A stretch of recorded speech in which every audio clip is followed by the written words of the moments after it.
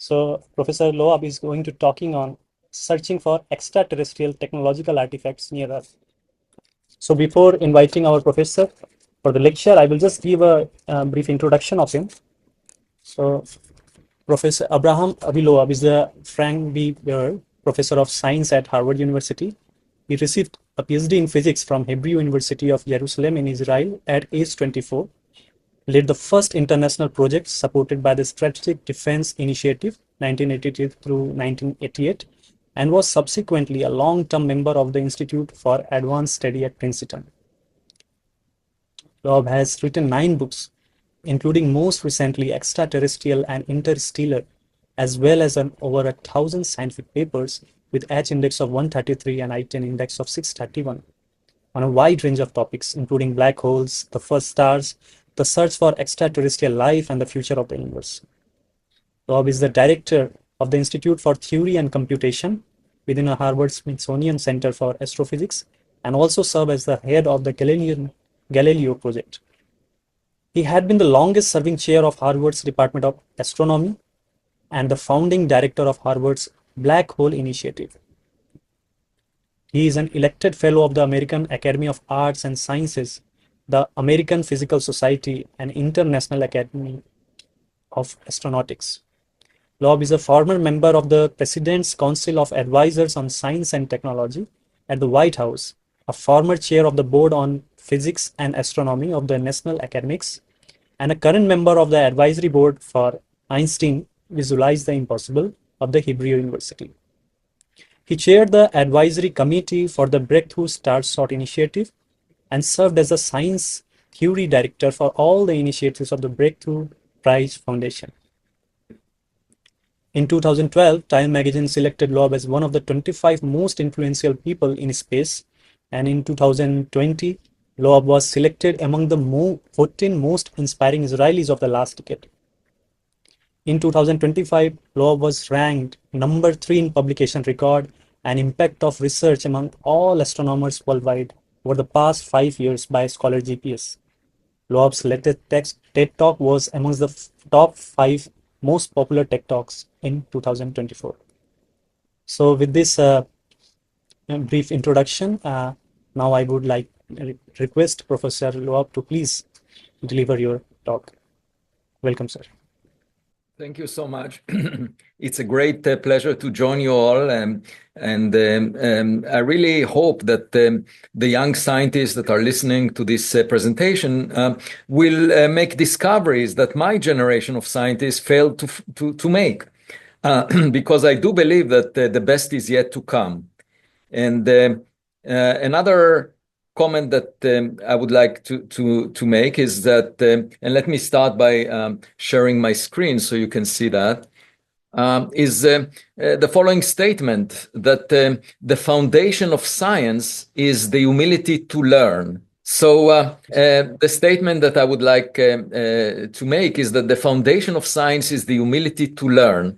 It's not the arrogance of expertise. And often what you find in academia is experts that are pretending to know the answer in advance. And I don't think that's the point of doing science. The other thing I would say, and that's in continuation to the previous talk that you heard from Wendy Friedman, a very good friend of mine, is that all the textbooks about the universe, and that includes two textbooks that I wrote, they always regard the universe as being made of matter and radiation, and as a cold and lonely place that we feel no emotional connection to as scientists. But in fact, if we do find an intelligent civilization out there, everything will change, because we would feel that we have siblings to our family of intelligent beings, and that would mean that we might, if they visit us, we might want to visit them. We would feel connected to the universe. It will not be just a question of finding the budget of mass in the universe and figuring out what is the Hubble constant. Actually, there would be more personal relationship between us and our cosmic neighborhood. It's sort of like finding a neighbor in your street that you can connect with. And so far, we haven't done enough to find that neighbor. And so what I would like to discuss is a subject that I believe should be part of the mainstream of science. It's not as of now, and it's the search for extraterrestrial technological objects near Earth that are sort of like packages in our mailbox. And I will describe in part the work that is being done in the Galileo project that I'm leading, that includes about 50 researchers. And so let me start with a few comments about the art of doing science. So most important in doing science is the evidence, because people can tell you a lot of stories. And by that, when I say people, I don't mean just crackpots, people that you can't trust in, that provide you with misinformation. I also mean the mainstream of theoretical particle physics, the mainstream of that for 50 years has been telling us about extra dimensions, string theory. We haven't found a clue to that, no experimental evidence.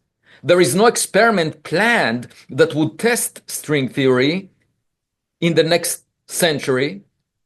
And also the theory is not unique, doesn't make a prediction, doesn't explain the Big Bang, doesn't explain what happens in black holes. We don't have that. So stories are often being told to us, but the only way to make progress in our scientific knowledge is by evidence, experimental evidence, because that's the only way to basically remove ideas that do not apply to reality. Our imagination can think about an infinite number of possibilities that reality may take. And the only way for us to learn something new is by excluding, by putting limits on our imagination through experimental data. That's the key for doing science. But as you can tell, it's not fully understood right now within the mainstream of theoretical particle physics for 50 years. So scientific evidence is key. And fortunately, in astrophysics, we have a lot of it. So this is an example of a beautiful image that was obtained by the Hubble Space Telescope in December of the interstellar object 3I Atlas, and I will speak more about it. But when you remove the circularly symmetric part of that image around the nucleus of the object, what you find is evidence for three jets that are symmetrically spaced from each other on the sky, and another prominent jet, fourth jet, propagating towards the sun, an anti-tail. Certainly not what we expected for a comet. And that's the kind of new evidence that observations can provide us with. Even though everyone talks about it being a comet, well, it's a bit peculiar. There is this symmetry among the small jets around the nucleus. And I'll talk more about it. The other part of doing science that I currently benefit from is the interest that a lot of artists have at the frontiers of science. So this is one of them, Greg Wyatt, who donated 2 bronze sculptures to my office. This is an image of my office that became a mini museum over the past year. He also donated 51 watercolors to my office that include the portraits of famous scientists and philosophers, including also what they said about science. And so this donation from him actually makes my life much more beautiful. And he also gave me the foundation of a new bronze sculpture that I returned to him, and that will be titled The Alien. I tried to imagine what an alien would look like. But there are many more artists. There is one that donated this beautiful piece that you see at the bottom of the middle panel here. It basically says "History Awaits." It's a painting that I received from an artist in Florida. It's actually just behind me in this room. I also received on the left here, you see an art book that was made by a class in Brazil, and the teacher sent it to me, inspired by my essays on extraterrestrials. And on the right side, you see a book of poems that was written by a poet in New Zealand that's sent to me. All of these are indications for how inspiring science can be to artists. And frankly, I find artists much more open-minded to innovation, to new ideas than the scientific community. And here is another artist. He is a songwriter from the United Kingdom who wrote a song named Oli Swan, wrote a song Aliens Are Real, and he asked me for a blurb that would accompany the release of the song. So let me just play this song just for a few seconds so you can listen. The words are on the right-hand side. Oh God, the sake I'm playing with the chaos alone and I don't wanna stay in bed while others go find love that stay. Cause I was here the day they said that aliens were real instead. Okay, it goes on and on, but basically the idea is aliens are real. And the other part is, of course, public outreach. That I write an essay every day on medium.com. So you just find it you can subscribe for free. It's avi-loeb.medium.com. And it's about the latest updates in science that in my research. I have 140,000 followers on that. And also I wrote some popular level books that became bestsellers that you can see on top here. And recently I started a YouTube channel because there were fake AI generated videos about me speaking in my voice and in my image. And I decided to fight them by creating my own content on YouTube. So there is an official YouTube channel that you can also watch. Another part of public outreach, a few months ago, I was invited to a NASCAR car race in California. You can see one of the cars on the left here, and the racer decided to put my image and 3i Atlas on top of the hood of his car. And I told him it's a great compliment for me, but not for 3i Atlas, which is moving at 600 times the speed of his car. And also television interviews, the one real benefit of those, and I had 8 of them last Friday, is that I get emails from parents who tell me that their kids decided to become a scientist after watching me on television. And to me, that's the biggest reward that I can get. Because if we bring open-minded young scientists without prejudice into science, they might actually resolve and pursue many of the mysteries that my generation failed to pursue. So when people often say that extraterrestrials, having another intelligent civilization is an extraordinary claim that requires extraordinary evidence, I often say that this is not extraordinary because it's an ordinary claim. We believe that we came about on Earth out of a soup of chemicals that existed in the early Earth. And the same conditions are realized in billions of Earth-Sun analogs within the Milky Way galaxy alone, based on the latest census of exoplanets. So, it's very likely that there was something like us, or even better. There must have been a more accomplished space entrepreneur than Elon Musk since the Big Bang 13.8 billion years ago. This is an ordinary claim to say that under similar circumstances, you end up with similar outcomes.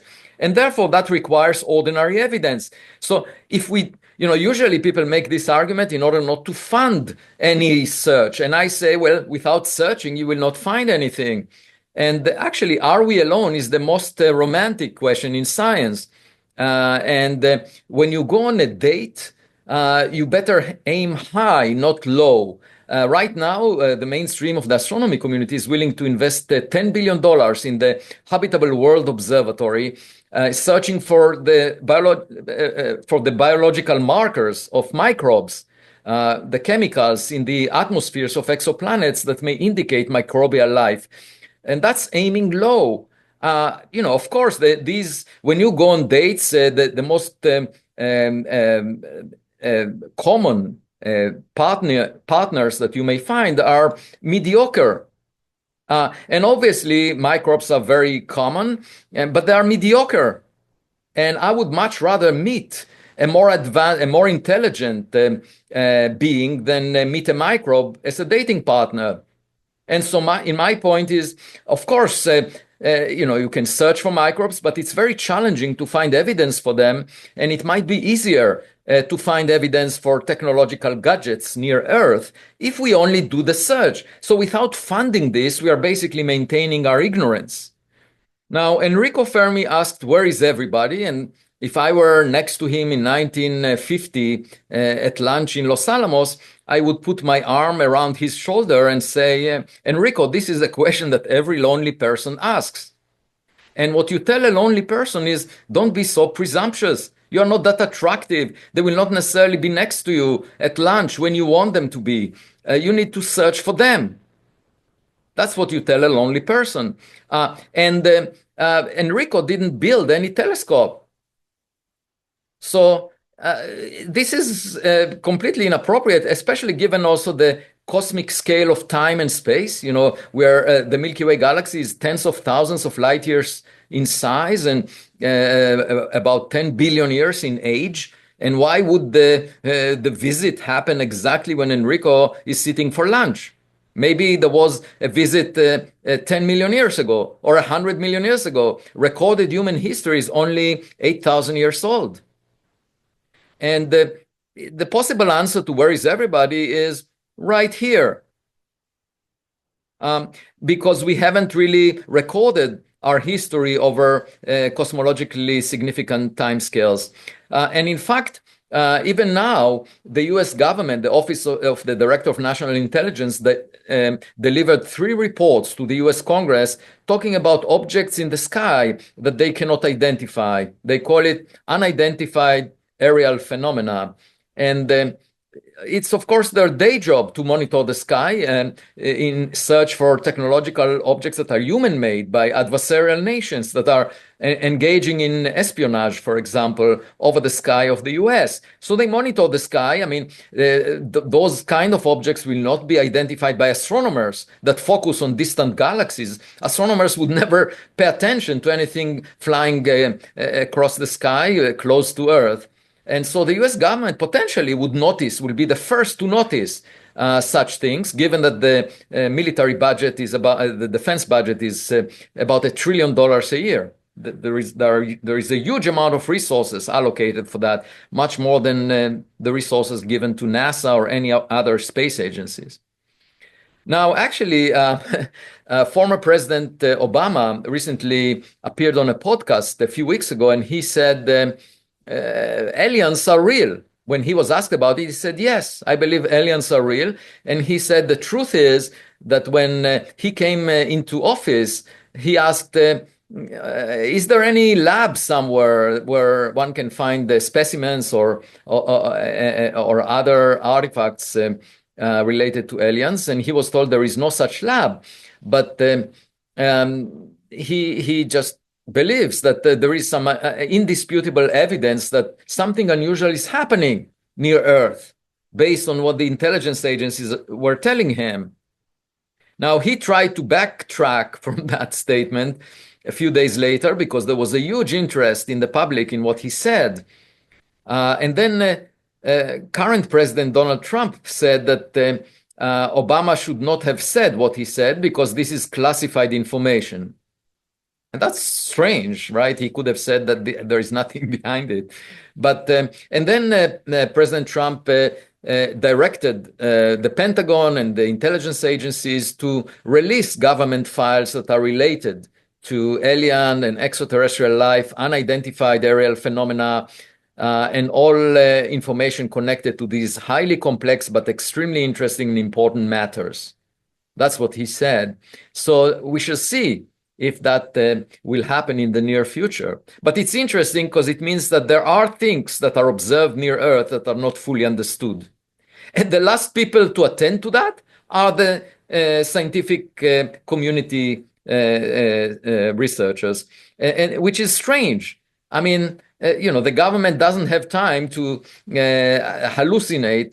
They're really engaged in national security. And so you would expect scientists to say, well, that's a serious matter that, the intelligence agencies cannot figure out things, and we should help national security by trying to figure out things.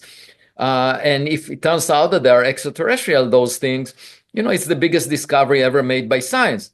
So that's common sense, right? And that's what I advocate through the Galileo project, but it's rejected by a lot of scientists. So the Galileo project is a project that I'm leading from Harvard University, and we're building observatories to monitor the sky and basically not wait for the declassification of information from the US government, but rather look up. I mean, if there is something out there, we should be able to see it. And so, in fact, just recently, about a week ago, we asked the public to help us with identifying objects in our images, because we see a few million objects per year, and we want to train an artificial intelligence system to identify those objects, especially those that are familiar, like drones, balloons, airplanes, satellites, helicopters.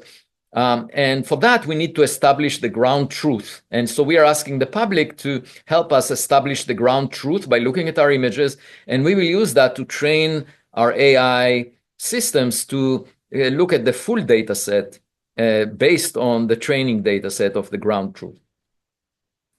So we have currently constructed 3 observatories, one in Massachusetts, one in Pennsylvania, and another one in Nevada. The most recent one is in Nevada, and it has 3 units that one of which is on top of Sphere in Las Vegas, which is the biggest entertainment center in the world, 100 meters in radius. You can see it on the top left.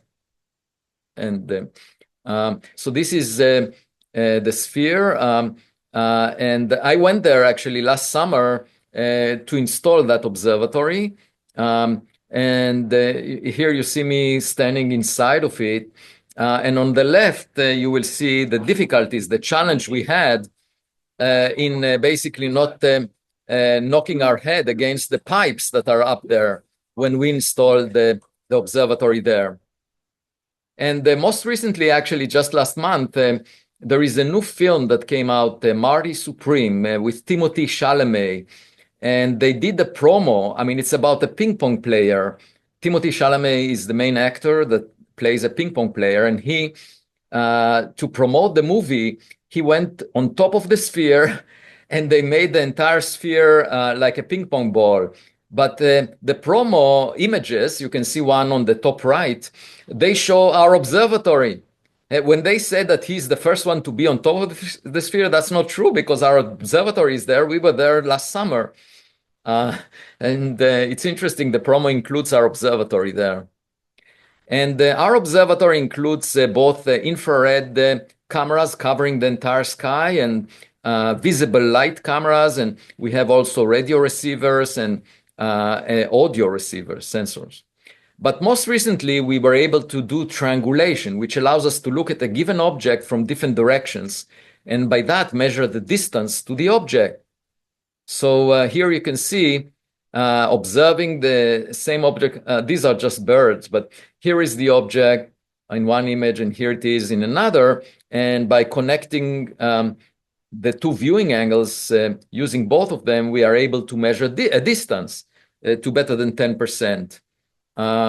And that is something we didn't have before. It allows us to measure also velocity and acceleration and infer whether the object is within the performance envelope of human-made technologies. This is just a video that shows the comparison of the ground truth to the inferred path of the object, and they appear to be quite close, to within a few percent most of the time. So the red is the triangulated path, and the green is the real path. And so we are constructing it in 3 dimensions.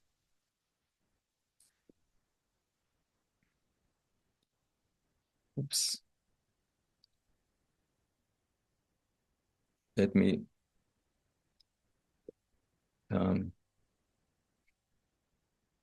oh, okay. So the next topic that I would like to focus on is the discovery of interstellar objects that was made possible only over the past decade. It's a new frontier in astronomy, an extremely important one that is not recognized by the astronomy community as such. And I will explain why it's so important. But the first interstellar object that was identified was actually in 2014. It's a meteor, and I will talk more about it. It was identified by US government satellites as a result of the fireball that it created by moving through the air. And in 2017, Oumuamua was discovered by Pan-STARRS, the Pan-STARRS telescope in Hawaii, roughly a size of a football field, about 100 meters. And it was very peculiar, as I will discuss. And then in 2019, there was a comet that was discovered by an amateur astronomer named Borisov. And then on July 1st, 2025, 3I Atlas, the third object that was identified by astronomical telescopes, was found. And by now we know that it has roughly a radius of just above a kilometer. So the size of a city, roughly. And finally, just a few weeks ago, we discovered another interstellar meteor with my postdoc. It was detected by US government satellites in 2022. Now, we can go back in time and ask each of these objects, what kind of trajectories do they follow in the gravitational potential of the Milky Way galaxy? And turns out that Oumuamua is definitely within the thin disk of the Milky Way, the thin disk of stars. That these are relatively young stars that were made out of the gas recently, whereas the older stars were kicked around by gravitational perturbations, so they occupy a thicker disk. And actually, 3I Atlas belongs to the thick disk of the Milky Way, and Borisov is sort of in between the two.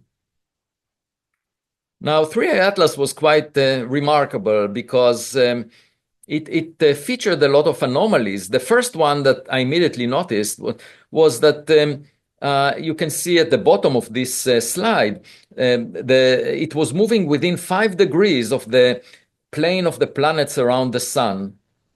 And that's a chance of 1 in 500. And so why would the third object be so close to the plane of the planets? That was a bit suspicious. It's also a very bright object. I will not get into all the details. There are lots of details about it. It was observed by amateur astronomers. These are some of the images taken of it after it passed closest to the sun on October 29th. But the most unusual fact about it is that it has an anti-tail, meaning a jet pointed at the sun, whereas when we look at comets, we often see a tail, meaning the dust and gas are being pushed back away from the sun by the solar radiation and the solar wind. Whereas in this case, there seem to be a jet pointed at the sun. So potentially, this jet could be made out of relatively big particles where the solar radiation pressure is not strong enough to deflect them backwards. And moreover, as you see on the right-hand side, when the spherically symmetric coma is removed around the nucleus, one finds 3 jets that are equally spaced from each other on the sky, so about 120 degrees separating them. This is work I did with the Italian observer, Tony Scarmato. Now, recently, actually, last week, I wrote a paper that talks about the mass budget discrepancy of 3I Atlas.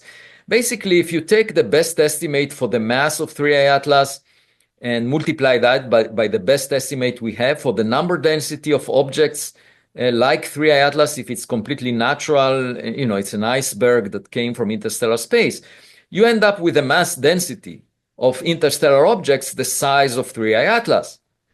Now, when you compare that to, the mass density of stars, and then multiply by the expected metallicity of those stars, just to find how much mass in heavy elements these stars have, because 3I Atlas is made mostly of carbon and oxygen, heavy elements.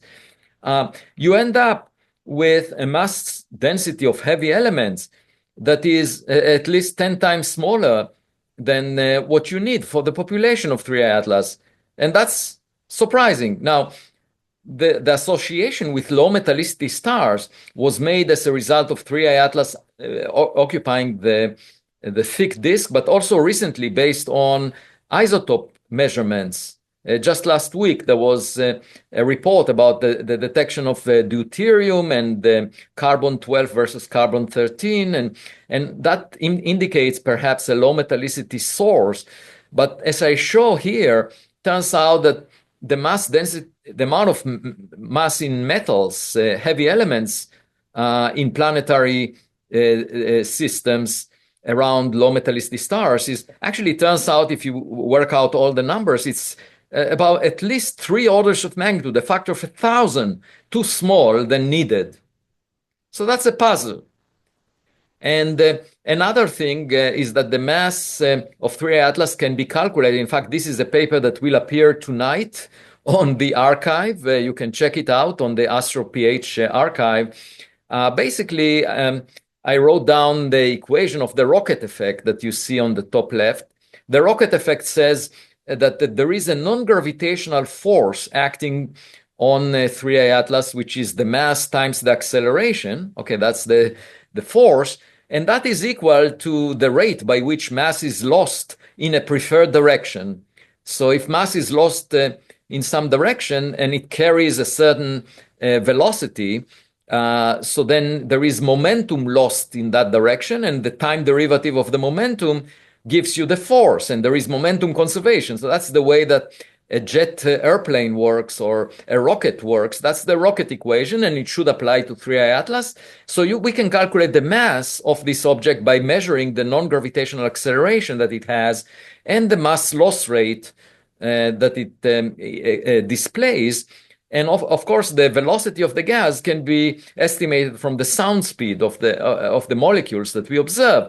And so when you do that calculation based on all the data that was collected about 3A Atlas with the Webb telescope, with the Hubble telescope, you end up with a mass that is about 10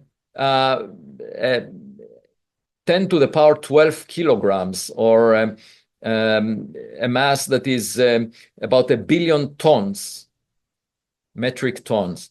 And this mass is a factor of 100,000 bigger than the first interstellar object, Oumuamua. Now, when we look at objects in the solar system, we usually find equal amount of mass per logarithmic mass interval.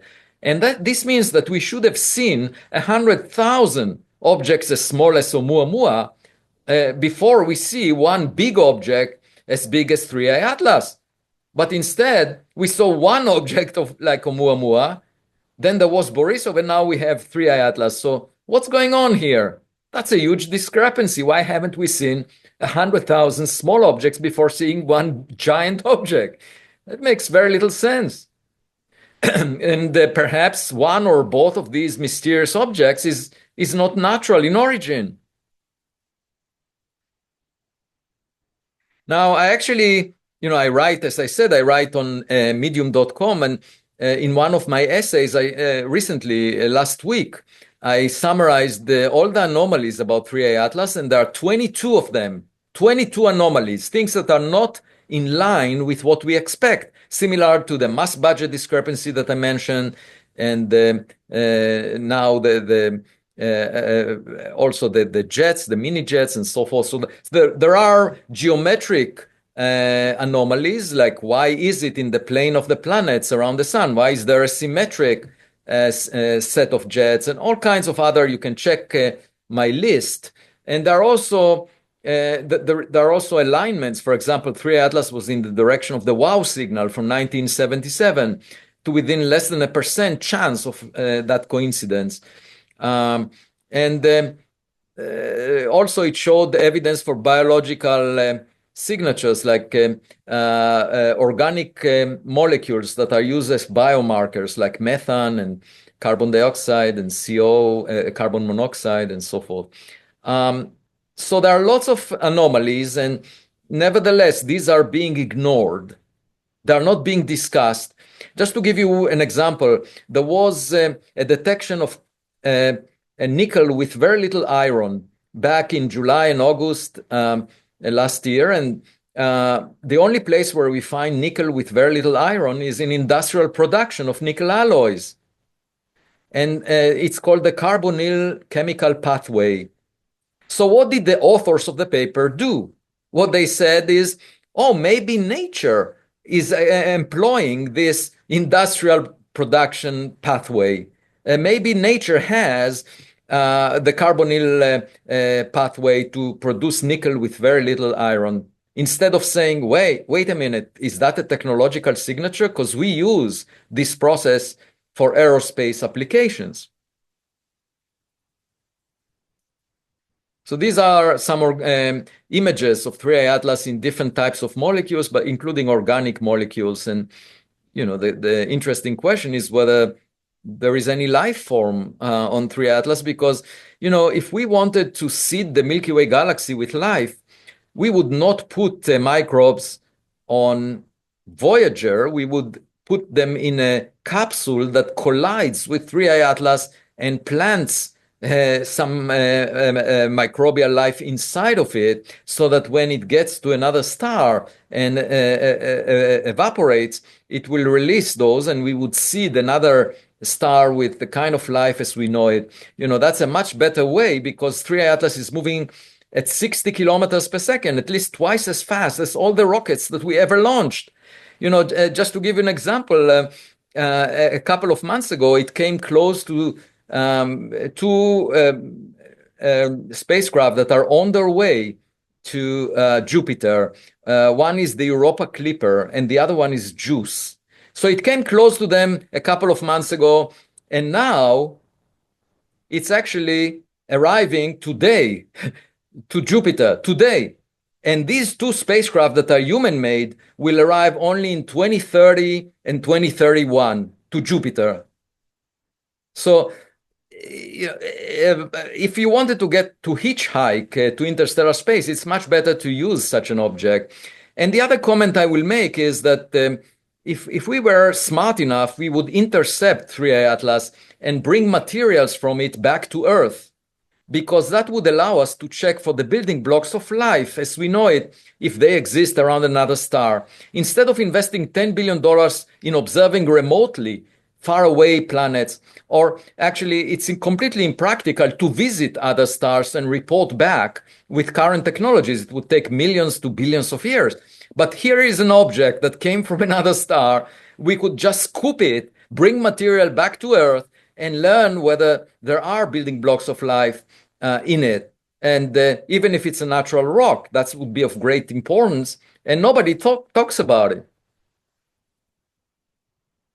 And the system of jets that are near the nucleus is actually wobbling. We measured it, and it has perhaps associated with a rotation period of about 7 hours of 3I Atlas. And the amazing thing is the rotation axis is directed at the sun, roughly, to within 10 degrees or so. Now, back in July, when this object was identified, I suggested a classification scale. It's now called the Loeb scale classification, and 0 on that scale means an object that is definitely natural, an asteroid or a comet from another star that poses no threat to humanity. And 10 means an object that is alien technology, that is a significant potential threat to humanity. And this is important in order to help policymakers to decide how to respond. We don't often talk about potential risks to humanity from a supernova that happens at gigaparsecs away. It doesn't have any impact on Earth. So we are used in academia not to be relevant to policymakers if we are astrophysicists or cosmologists. But it's interesting that when I suggested that and didn't expect much attention from governments, but then someone sent an inquiry to the CIA, the Central Intelligence Agency in the United States, whether they have any records related to 3I Atlas. And what they said is, that they can neither confirm nor deny the existence of records on 3i Atlas. If they didn't have, they would simply say, we don't have anything. So that means they had some discussions about it, perhaps related to my paper on the classification scale. And then also at the end of 2025, on December 19th, when 3 Atlas came closest to Earth, there was a summary of 2025 held in Moscow, in Russia, and the Russian president, Vladimir Putin, was asked by a journalist about what did he learn from his intelligence agencies about 3 Atlas. So this is the exchange that you see here, and the journalist asked, could it be alien technology? And Putin responded that yes, he was informed about this object by his intelligence agencies, and he believes that it's most likely a comet. That's what the scientists are telling him. So it's really interesting that governments around the world, I think this is the first astrophysical object that governments are talking about in real time. And I had correspondence with Congresswoman Anna Paulina Luna, and told her that it would be very helpful if the Juno spacecraft would observe 3i Atlas, actually today, when it's coming close to Jupiter. And she wrote a letter to NASA encouraging them to do that very graciously. So let me say a few words about the first interstellar object, Oumuamua. It was anomalous in different ways than 3i Atlas because basically it was roughly the size of a football field, and as it was tumbling every 8 hours, the amount of sunlight reflected from it, its brightness, changed by a factor of 10. And that's very unusual. It means that the area projected on the sky was changing by a factor of 10. So it means the object has a very extreme shape, and most likely flat, based on the analysis of the variation in reflected sunlight. So you have a flat object that is very thin in order for the amount of the area projected on the sky to change by a factor of 10.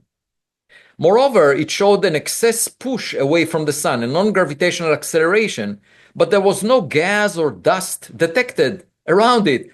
The Spitzer Space Telescope looked very deeply, couldn't find anything. So I suggested, since the acceleration was declining inversely with distance squared, I said, well, maybe it's the light from the sun that is pushing it. For that, the object had to be very thin, like a sail or like a fragment, a broken piece of a Dyson sphere or something technological. And that became that was published in the Astrophysical Journal Letters, and then immediately got a lot of attention, and many people within the scientific community expressed their hate to this possibility. And I find that really strange, because in principle, if we had enough data, we could tell the difference between a light sail and a rock. And right now, the comet experts insist that it's a dark comet, meaning a comet where you don't see the cometary tail. And I feel like the kid in Hans Christian Andersen's tale that said the emperor has no clothes. And the adults in the room were saying, oh, no, the emperor has clothes, you just can't see them.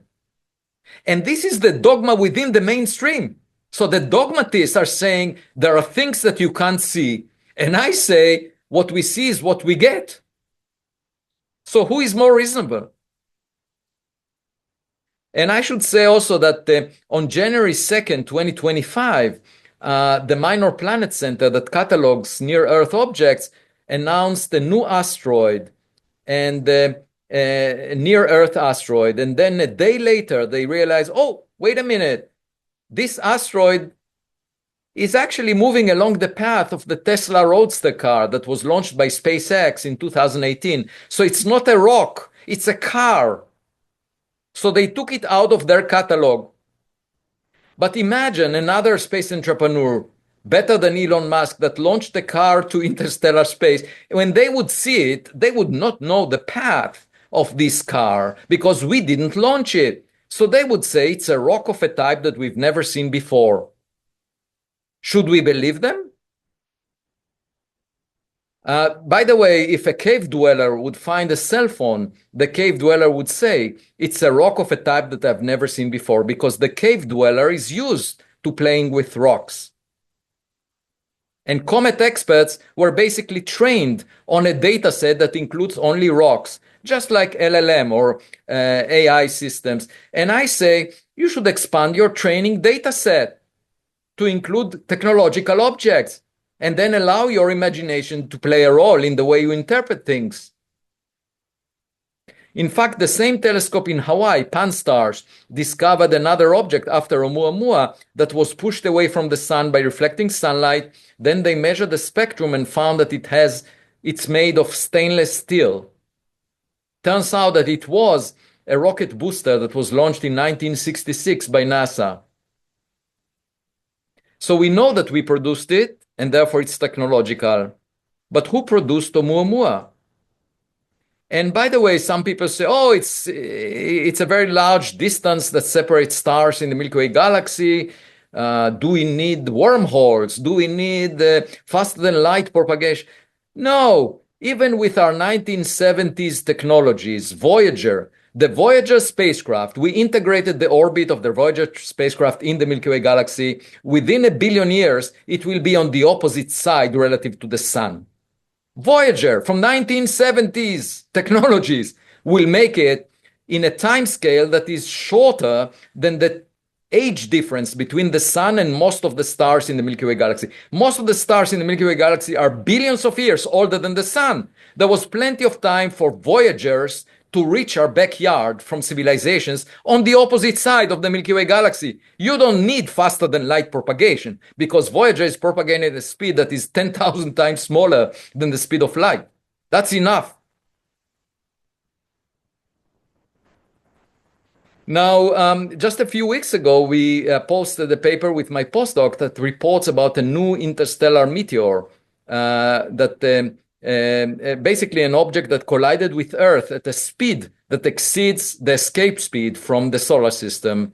And my hope is to go and visit it, because the first interstellar meteor from 2014 triggered my interest in leading an expedition to retrieve materials from the site of the fireball that was created as a result of its friction on air.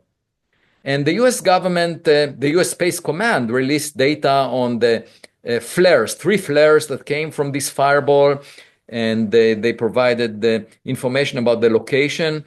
And so I decided to lead an expedition there. It cost about $1.5 million. It was done in June 2023. And basically what we used is a sled that you see in the middle panel, the top panel, a sled covered with magnets that we placed on the ocean floor at a depth of 2 kilometers, and then collected materials by going back and forth across a region of 10 kilometers in size. We went 26 times back and forth and collected materials from the site of this meteor. And I brought the material back to the laboratory of my colleague at Harvard, Stein Jacobson. Here you see us on a rainy night searching for the material on the magnets of the sled.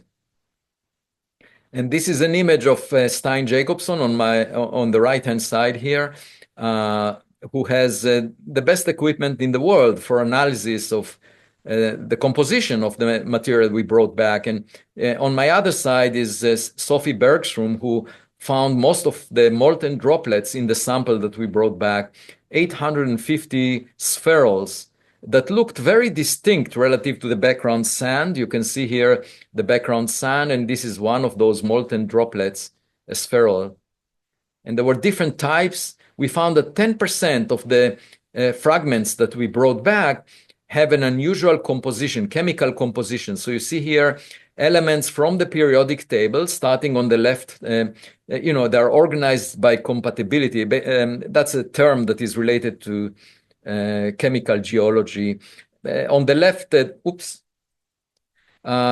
left, you see uranium and then beryllium and so forth. These are the elements.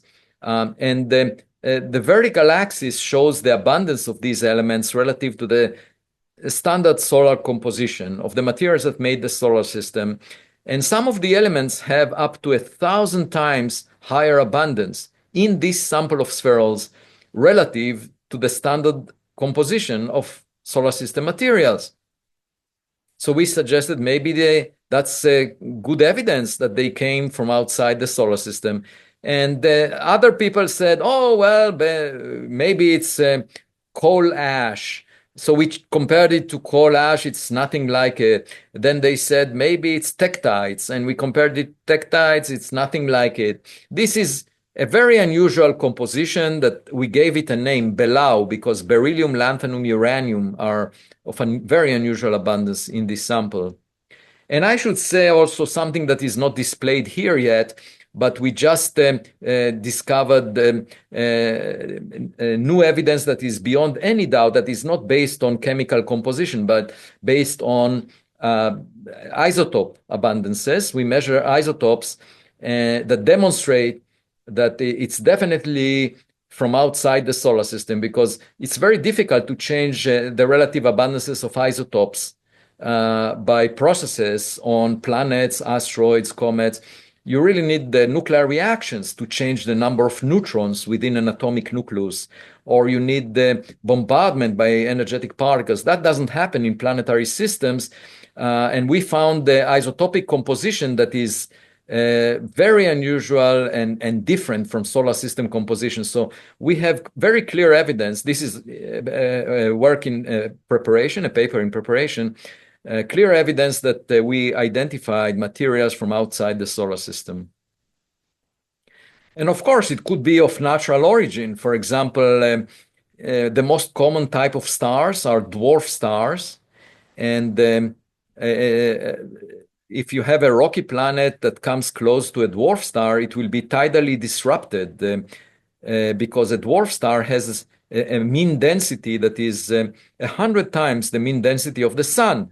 A dwarf star that is a tenth of the mass of the sun has roughly a tenth of the size of the sun. So the density is 100 times bigger, because the density is the mass divided by the volume, which goes like the size cubed. So it turns out that if you take the Earth, Dear sorry. Professor Loeb, it's a humble request if you can conclude. Yeah, I'm about to conclude. Yeah, okay. So if you bring a rock close, the Earth close to the sun, it will not be disrupted. But if you bring it close to a dwarf star, it will, and you will end up with some material ejected to interstellar space in this process. What we hope to do is collect bigger pieces of this material to figure out the nature of this object.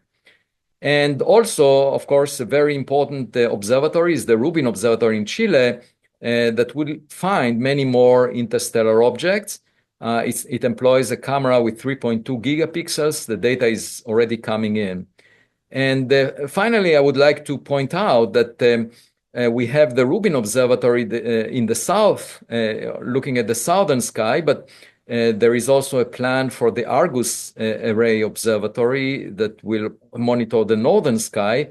That will allow us a full sky search, and there should be dozens of new interstellar objects in the coming decade that we find. And it would make sense to build an optical interferometer on the moon with more than 100 meters baseline that can resolve objects like 3I Atlas at a distance of roughly 1 astronomical unit, the Earth-Sun separation. And finally, we need to have interception missions that will take a close-up photograph or potentially protect the Earth. As I mentioned before, if we were to collect materials from these objects, bring them back to Earth, we could actually learn much more about life in the Milky Way galaxy in a way that is very different than the Habitable World Observatory that is currently being planned for remote observing. Thank you very much, and I'll be glad to answer any questions.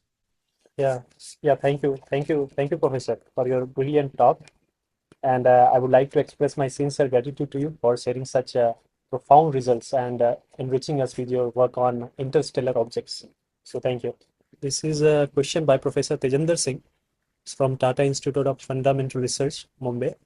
So he's asking that in early 2025, a group of about 30 scientists published a 200-page article on Archive titled "The New Science of Unidentified Aerospace Undersea Phenomena."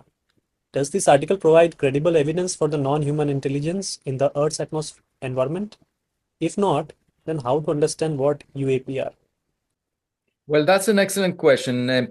All the data that was released so far or reported is not of high scientific quality.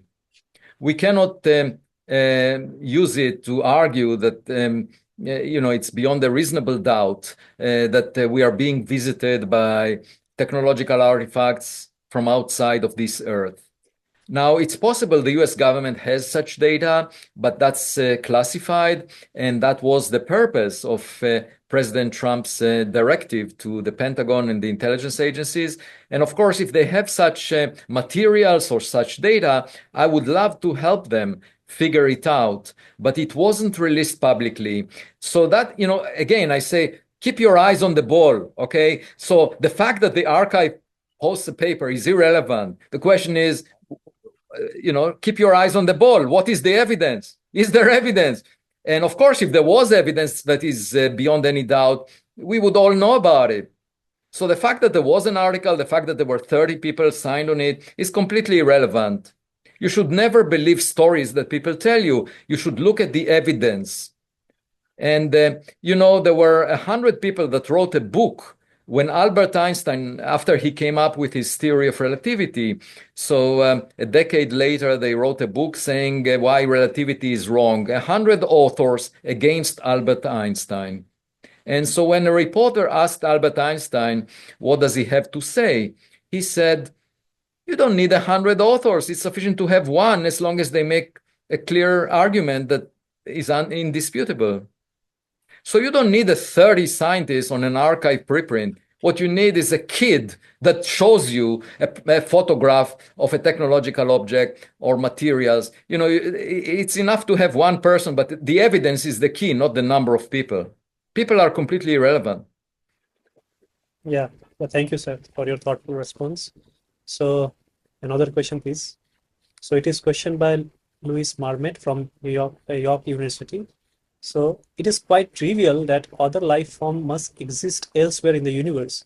However, as signals and matter decay while traveling through space, communication between life forms across intergalactic distance is improbable. The cosmic time scale involved are also much larger than the lifetime of civilizations. How is observing alien not an extraordinary claim? Okay, so let me explain. I don't know if Louise that asked this question has kids.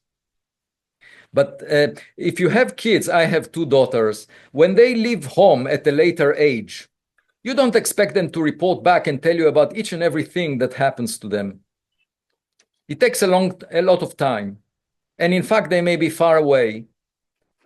What you expect is them to operate independently based on the guiding principles that you educated them about.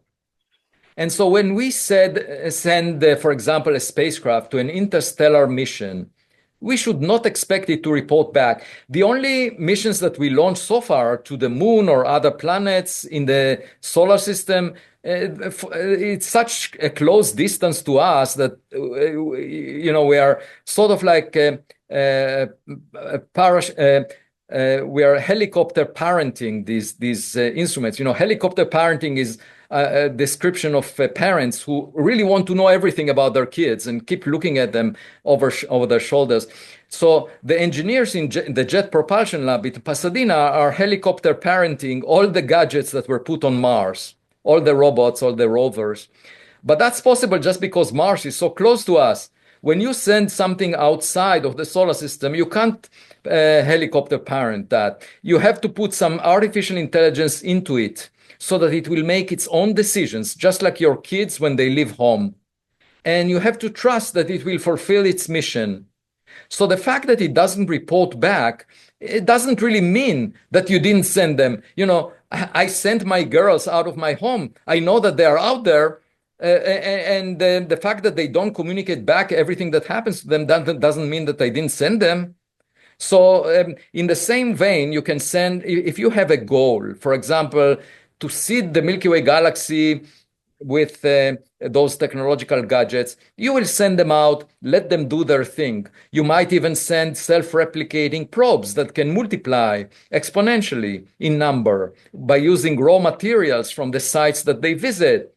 But the fact that they cannot communicate in real time to the senders doesn't mean anything. It doesn't, when the dandelion flower is a flower that sheds seeds, and nature already arrived at this solution. The dandelion sheds seeds. It has no umbilical cord that connects the flower to the seed. The seed is sent and carried with the wind and lands on a fertile ground. And then the DNA of the dandelion flower lets a new flower come out. But there is no communication back to the original flower. So nature already thought about your question. And the solution is you just send out your seeds and let them do their thing. You don't need to connect them to you with an umbilical cord of some means of communication. Yeah. Yeah, thank you, Professor, for this answer. So this is question by Dr. Bharat Pandey, Government PG College, Ranikhet, Uttarakhand. Sir, I want to ask that if scientists ever find an unusual object near Earth or in our solar system, how will they know whether it is a natural space object like an asteroid or something artificial that might have been made by advanced extraterrestrial civilization? Yeah, that's an excellent question, and I discuss it in many of my essays. So the simplest way is to have a close-up photograph, because then you can tell the difference between a rock and the technological gadget. For example, the gadget may have buttons on it. And then the question would be, should we press a button? Or you would see some technologies that we cannot produce ourselves, So it's basically the more data we have, the better. I'm extremely happy with a flood of data. If we could get as much data as possible. Now, what happens with dogmatists in science? They don't want new data. They know the answer in advance. They say it's an extraordinary claim. Let's not invest anything in looking for data. And my point is that preserves our ignorance. I would love to get as much data as possible. That's the way that science makes progress. Because once you have a lot of data on an object, it will not be possible to shove the anomalies under the carpet of traditional thinking. So if we have a high-resolution image, or we have access to the materials of the object, we should be able to easily tell whether it came from outside the solar system. As I told you, with isotope abundance measurements, we are doing that for the interstellar meteor from 2014 right now. And obviously, if there is a big piece that looks technological, you can immediately say that. So there are simple ways to tell the difference between a technological object and a natural object, as long as we have access to high quality data. Yeah, thank you, sir. Thank you very much. So we have next question by Vedant, IIT Kharagpur. It's asking, do you think we should look for extraterrestrial life in the solar system itself? Because it is difficult to discover such a thing without actually visiting or sending a probe or rover to that celestial body. If yes, then what are the possible candidates? Is Titan one among them? Yeah, so I guess the question is asking about microbial life or primitive life, and it's very likely that it existed on Mars, because early on, Mars had very similar conditions to those on Earth. We can see the evidence that the early Mars, in the first 2 to 3 billion years, half of its current lifespan, Mars had liquid oceans, rivers, lakes, just like Earth, and it had an atmosphere, so the conditions were ripe for it to have life as we know it. In fact, Mars cooled before Earth because it's a smaller body. It has more surface area for its mass, per unit mass, than Earth. And so it may have reached the conditions for life before Earth, and there were rocks that were exchanged between Mars and Earth, and it could have been that life emerged on Earth after a rock from Mars brought it to Earth, in which case we are all Martians. And when Elon Musk wants to go back to Mars, it's just like a kid wanting to go back to their childhood home. So Mars is a good place to look for it. Unfortunately, NASA became extremely cautious at pursuing evidence for microbes. For example, they send rovers and probes, but they don't do the obvious thing. They don't take a piece of soil and put a drop of water in it to see if anything comes out, any gases indicating life. And so it's really unfortunate because there was some early evidence from the 1970s that perhaps there is life, evidence for life on Mars. But then, of course, there are Enceladus and Europa that have plumes of water vapor coming out of the cracks in the ice, and it's clear that there is a liquid ocean, water ocean under the ice, and it could have life. And then there is Titan, which is the only other body in the solar system that has liquids on its surface aside from Earth, except Titan is at a temperature of 91 degrees Kelvin. And the liquid on the surface is not water, it's methane and ethane. And so if I had my wish, I would actually like to go fishing on Titan to see if there are any fish in these liquids. Life as we know it is in liquid water, but maybe other liquids support life as well. So this is questions by Dr. Ravi Sharma, recipient of NASA Apollo Achievement Award, and was a former scientific secretary ISRO headquarters. So he's asking, I used the SAU and Broker Nunn and NORAD during Apollo, and we funded SAO from NASA HQ quarters to track objects and dump from Apollo. How much more the SETI and SAO networks have increased for near Earth objects, that is our solar system? How do we identify for sure that they are extrasolar origin beyond Oort clouds? Yes, that's an excellent question. First, I should say that SETI is not the community that I operate from within, because the SETI community was engaged with a search for radio signals over the past 65 years. And they are very much opposed to the research on objects near Earth as a possible technological signature. They banned any discussion on this subject in their conferences, which is very surprising, by the way. However, speaking about the subject that you brought up, I wrote an essay just a week ago. Let me share my screen so you can see it. It's about an object that was found by the Curiosity rover, an image that the Curiosity rover took of Mars. Let me just show it to you. 1 second, I'll find it. It's really, it became viral, this image just last week. So let me share my screen. You can see it. You can see it here. So this is the essay that I wrote on Medium, that's on March 7th. And I basically talk about this image that you see here that was taken of some, place on Mars. And you see all these rocks, but then here, look what's popping out from the regolith on Mars. It's a cylindrical object that definitely looks artificial. Where is it from? Is this a piece of material that is associated with the Curiosity rover, or another human-made rover that or spacecraft that passed above this place? But it's very peculiar. This is definitely real because you see this cylinder, which is roughly 20 centimeters in length, sticking out. You can see it from different angles from the camera on the Curiosity rover. Now you would think, oh, NASA should make a comment about it. But no, they're not willing to say anything. They don't say anything. They never noticed this. After this was noticed, they don't make a statement about it. And right now, the Curiosity rover is about 8 kilometers away from this site. But given its maximum speed of 160 meters per second, it could go back within a matter of a few days. And I think it's a high priority. Why not find what this thing is? After all, the name of this rover is Curiosity. That's the name of the rover. and NASA doesn't show any curiosity. So anyway, that's just to address your question about, finding technological relics in various missions. And of course, there are also a lot of technological debris in space that is human made, that is often mistaken for natural objects. But we should be able to tell the difference if we find anything that is extraterrestrial.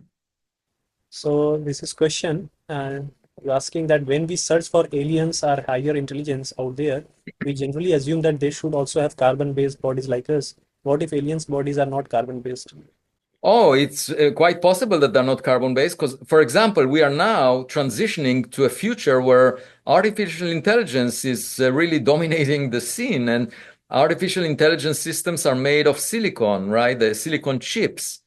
And by the way, we tend to think of AI as if we can train those AI systems and align them with our principles so they would look like us.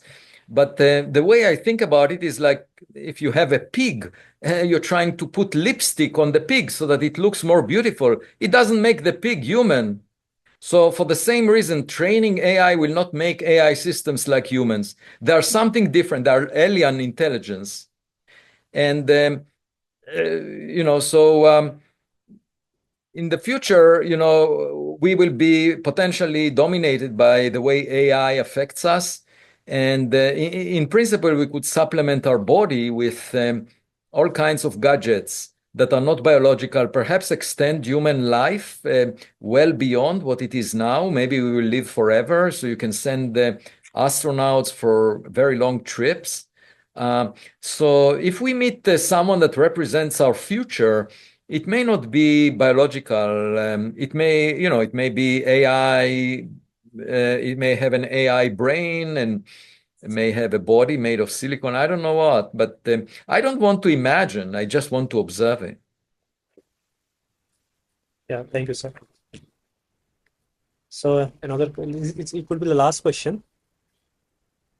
Uh, the question is by Roy, Asutosh College, Kolkata. He's asking, however much it has been branded as a pseudoscience, the extraterrestrial phenomena, their frequency, their appearance throughout the history of Earth, which is well recorded. Also, mathematically, the drag equation and anomalies we have observed throughout Earth do point to a consistent result.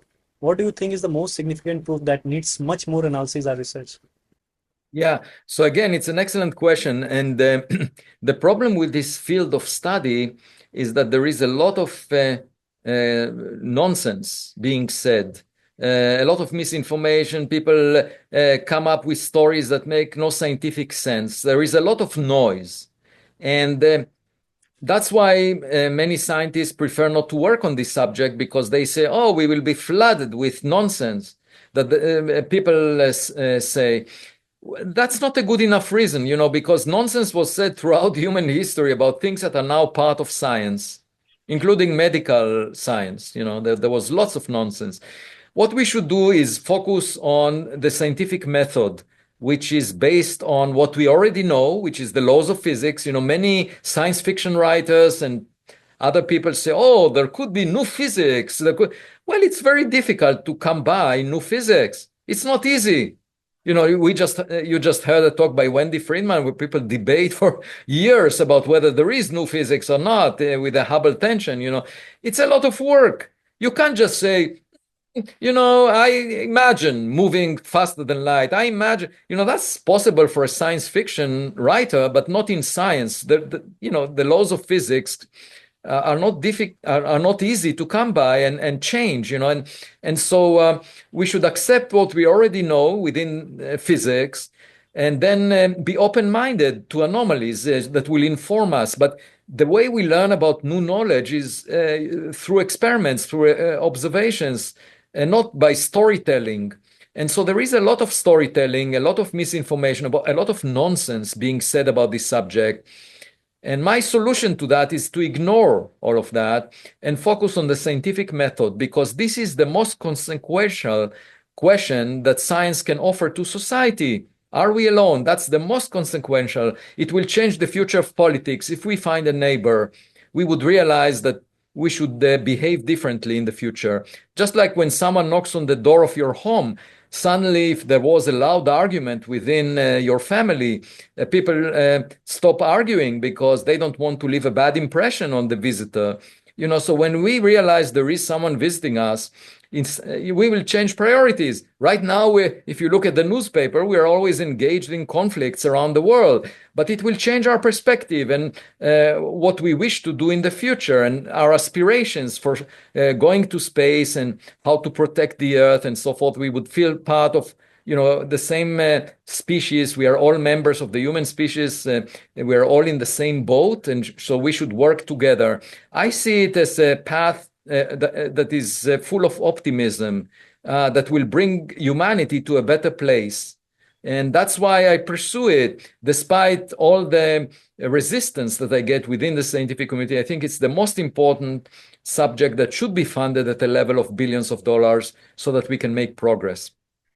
Yeah, thank you. Thank you very much, sir, for answering this question with profound clarity and depth. And on behalf of Bhaktivedanta Institute, I would like to thank you for sharing with us your insights and wisdom. And it has really changed. I hope it may have changed the perspective of many of us. So thank you very much, Professor Prof. Thank you. Thanks for having me. It's a great pleasure to join you, and I hope someone listening will help to make the revolution, the next scientific Copernican revolution.